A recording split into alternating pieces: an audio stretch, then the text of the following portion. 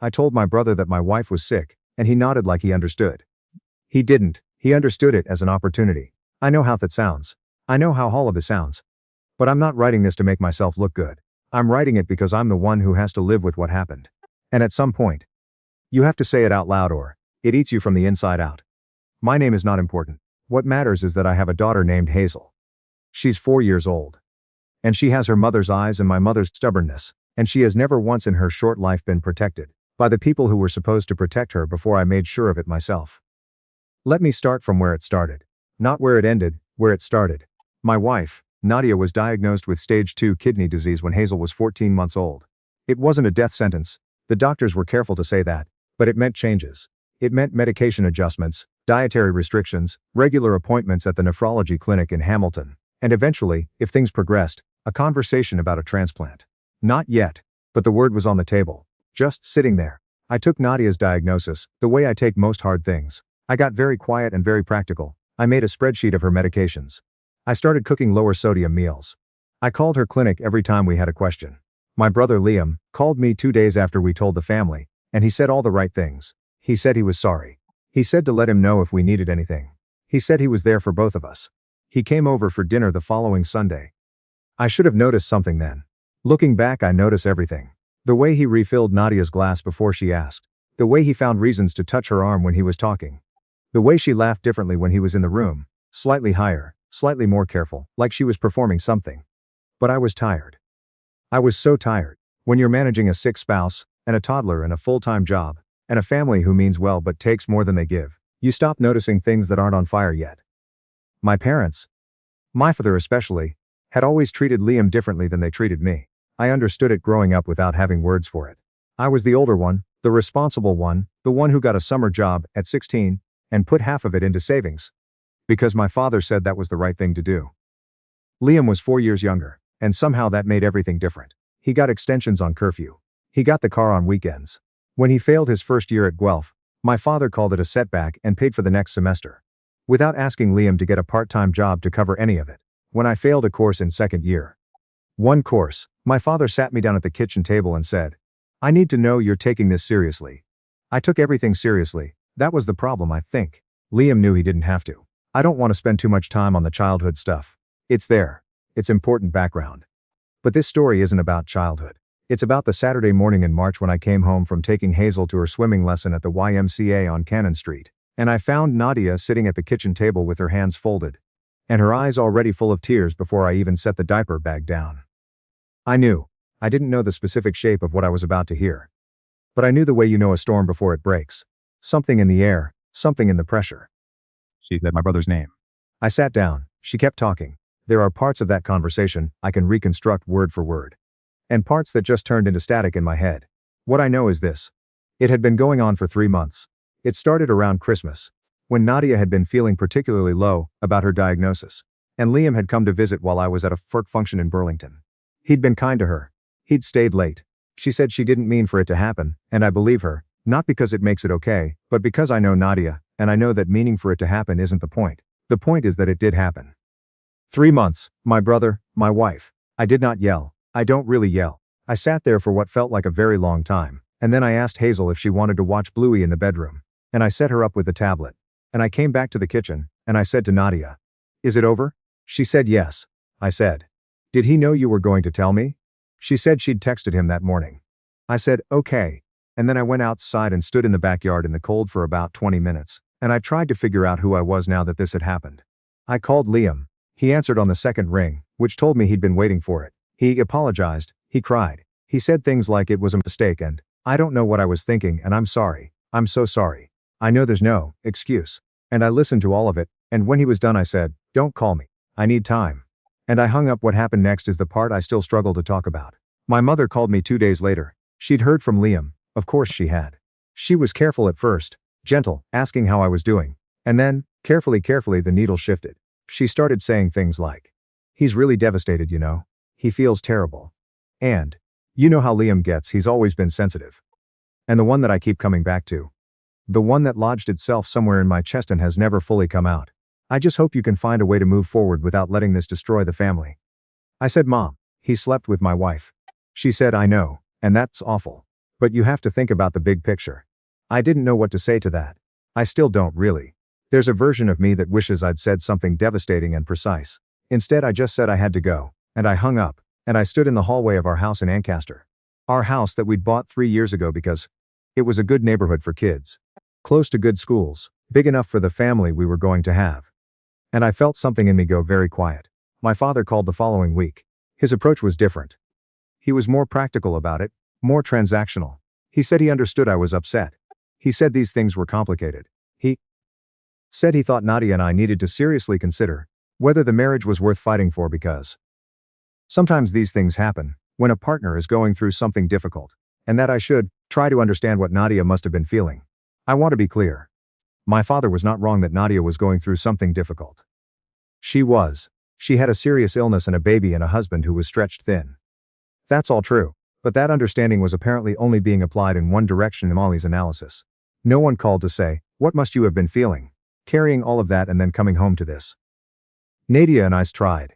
I want to say that because it's true. For about 4 months, we genuinely tried. We saw a couples therapist, a woman in Westdale who had an office above a coffee shop and a very calm voice, and a lot of patience for the both of us. We worked through some things. We clarified some things. But there was a wall neither of us could get over. And eventually we both knew it. And one evening we sat at the kitchen table, after Hazel was asleep, and Nadia said, "I think I've been waiting for you to forgive me, and I don't think you can, and I don't think I can keep waiting." She wasn't wrong. I couldn't. We filed in the fall. We used a mediator instead of opposing lawyers, which saved us a significant amount of money, and a lot of cruelty. We agreed on the house. It would be sold, the equity split. We agreed on a parenting plan. Hazel would primarily live with me. Nadia would have her every other weekend and one weeknight, with flexibility built in for her medical appointments. I had been Hazel's primary caregiver since she was born, more out of circumstance than design. Nadia's illness had made some of those early months very hard for her. So the arrangement reflected reality more than it punished anyone. What the agreement did not include was any provision for my brother to be in Hazel's life. That wasn't negotiated. I didn't raise it in mediation. I simply decided. Liam reached out several times over those months. Texts at first, then a letter, an actual handwritten letter, which I'll give him credit for. In it he talked about regret and accountability, and how much he missed being my brother. He said he'd started seeing a therapist. He said he understood if I never wanted to speak to him again, but that he hoped someday I might. It was a good letter. It was probably the most honest thing he'd ever written. I didn't respond. My mother by this point had shifted tactics. She'd stopped defending Liam directly and started talking about Hazel. She said things like, "Hazel deserves to know her uncle." And, "Whatever happened between the adults shouldn't affect the children." And eventually, "Your father and I would like to have a relationship with our granddaughter. And we're worried that you're going to use her to punish us." That one landed differently. I thought about it for a long time actually, because I do not want to be the kind of person who uses a child as leverage. I've seen that.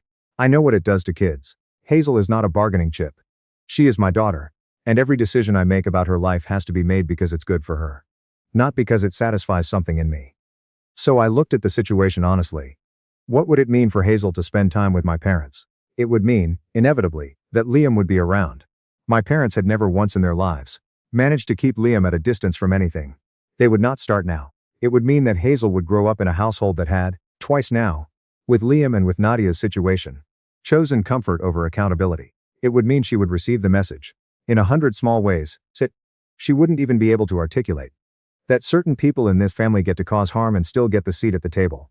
I didn't want that for her. I don't want that, for her. In February, 8 months after Nadia's confession, and about 3 months after the divorce was finalized, I accepted a position at a tech firm in Vancouver. It was a lateral move in title, but a significant increase in salary, enough to comfortably support Hazel in a new city, put money away, properly, breathe a little. The position was remote first, which mattered less than the physical distance, which mattered enormously. I told my parents before I told anyone else. My mother cried. My father asked if this was about Liam, and I said no, it was about Hazel and about me, and that was mostly true, he said. "You can't just take her away from the family." I said, "I'm her father. I can do what's right for her."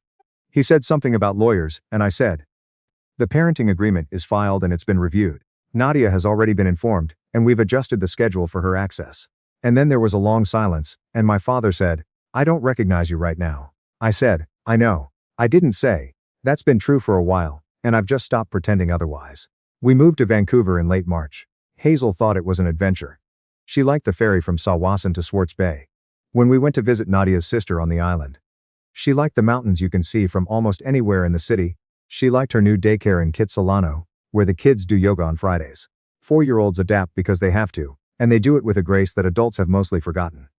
I found an apartment in East Van, 2 bedrooms, hardwood floors, a small deck where Hazel likes to eat her breakfast when it isn't raining, which is less often than people not from BC imagine. I set up her room first. I found a local family doctor who specialized in pediatrics and had evening hours. I introduced self to the neighbors. I built the ordinary infrastructure of a life. My mother started texting about a month after we arrived. Nothing aggressive. Updates about home. Questions about Hazel. A photo of a cardinal that showed up in the backyard. She was doing what my mother does, which is maintain the surface of connection through small transmissions, hoping eventually the larger breach can be papered over.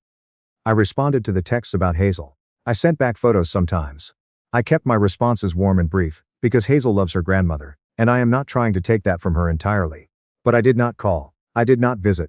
I did not accept the invitation to come home for Easter. At Easter, my mother sent Hazel a card with a gift card to Indigo inside, which is the kind of thing my mother does well. Thoughtful, child appropriate, generous without being showy. Hazel carried the envelope around for 2 days before I helped her spend it on a set of illustrated books about Canadian wildlife, including a very good one about belugas that she has made me read 17 times. In April, I got a call from a number I didn't recognize, and when I answered, it was Liam. He said he'd gotten my number from my mother. He said he was sorry to call without warning. He said he'd been in therapy for almost a year, and that his therapist had encouraged him to reach out, not to ask for forgiveness, but to take responsibility directly. He said he understood if I hung up. I didn't hang up. I'm not sure why. Maybe because I was curious. Maybe because I'd been thinking about what I wanted to say to him for a year and I hadn't had the chance. He talked for a while. He said he'd been carrying what he did, what he chose to do, and that he'd spent a long time trying to make it someone else's fault, and finally stopped. He said that when Nadia told him she was sick, something in him had seen an opening, and he was ashamed of that. He said he was going to keep being ashamed of it for a long time. He asked how Hazel was. I said she was good, she was great, actually she was doing yoga on Fridays. He laughed a little. Then he said, "Do you think there's any version of this where we're okay?" I thought about it for a moment. Not to be cruel, I genuinely thought about it. I said not right now. Maybe not for a long time. But I'm not telling you never, because I don't actually know what never looks like from here. He said, "That's more than I expected." I said, "I know." After we hung up, I sat on the deck for a while, watching the light change over the rooftops. Hazel was inside doing a puzzle. She'd been really into puzzles lately. The 48-piece ones with the wooden pieces you can stack. I could hear the pieces clicking. The thing about being a parent is that it recalibrates everything. What matters? What's worth holding on to? What costs too much to carry? I think about the day we left Hamilton. I think about loading the car. We drove it out to BC, because Hazel hates flying, and I was in no hurry. Boxes and bags, and one of those travel trays that attaches to the car seat so kids have somewhere to put their snacks. I think about my daughter eating her crackers and asking if Vancouver had a moon, and me saying yes, same moon, and her considering that very seriously and then saying okay. I think about what my father said. "I don't recognize you right now."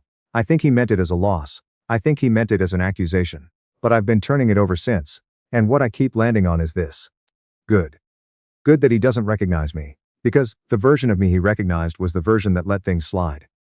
The version that worked harder to keep the peace than to protect what mattered. The version that took everything seriously, while some people were learning they didn't have to. I took Hazel to the Vancouver Aquarium last weekend. She stood at the beluga tank for almost 40 minutes, which at age 4 is an eternity. She had her hands on the glass, and her breath was fogging it up, and she just watched. Sometimes she said things like, "That one's looking at me," and sometimes she was quiet. I stood behind her and put my hand on the back of her head and thought, this is the thing. This right here. I don't know what my family looks like in 5 years. I don't know if there's a version of things where Liam and I sit in the same room again. I don't know if my parents will be the grandparents Hazel deserves. Or the ones they've been practicing being her whole short life. What I know is that I have made decisions about my daughter's life, based on what's honest, not what's comfortable. And I know that the people who called that selfish were the same people who had spent 20 years teaching me that certain people in our family are excused from consequences. That lesson didn't take, in the end. I'm glad about that. My mother texts every Sunday now. She sends a photo sometimes. The garden, the dog, a sunset from the back deck that she's clearly waited for and framed carefully. Last Sunday she sent one of the cardinal again. It must be nesting nearby. I showed it to Hazel. She said, Is that Grandma's bird? I said. I think it lives in Grandma's yard. She thought about that. Then she said maybe we can see it sometime. I said maybe we can. I didn't say when, I didn't say if. I just let it be a maybe. Because that's all it is right now. An open question. Sitting there, waiting to see what the answer turns out to be. Hazel went back to her puzzle. I texted my mother a photo of the Beluga book, the one we've read 17 times. I said, she carries this everywhere. My mother sent back a heart. That's where we are. That's what we have. Some days that feels like almost nothing. Some days it feels like the only honest thing left between us, and maybe that's enough to build from. I hope it is. I'm not sure yet. But I'm still here, and Hazel is still doing her puzzle, and outside the window the sky over East Vancouver is doing that particular thing it does in spring, layered pink and gray and impossible. And for now, that's enough.